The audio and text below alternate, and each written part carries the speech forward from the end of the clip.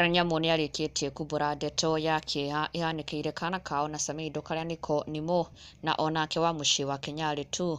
Onake kana gake nĩ kararĩ thibitarĩ. Wa mũciĩ wa Kenyarĩ taken to a social media page kũrĩa arakorirwo agĩcokeria Ngai ngatho nĩ kũhonokia kana kao, akiuga atĩ he went into the room and came out safe and sound, akĩonania as though their boy had underwent surgery. Na ona nginya akĩrekereria mbica kũrĩa aronanirie kana gake guoko kũmwe gwako kuohetwo bandaged na ge thibitarĩ.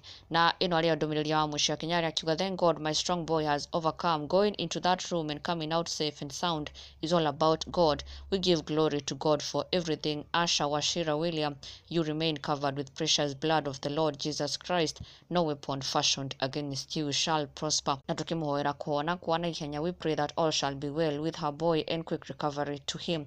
Na rĩu onake Karen Nyamu nĩaũmbũrĩte atĩ waira they had to take their daughter to hospital. Na ona nginya in one of her post kuria onanĩtie ũrĩa marakĩrĩ na kana gake thibitarĩ nĩaũmbũrĩte atĩ motherhood can really be testing. As a mother, she knows the struggles that one can face rĩrĩa mwana waku atekũigua wega, na last night was that day for her. This being what she has shared in her first post, akiuga 2 a.m. conversations in a hospital ward, na ĩwe ngĩakĩonania karĩrĩte mũno gagĩthecwo cindano, na nĩho augĩte motherhood will test you and when it's done it will test you again.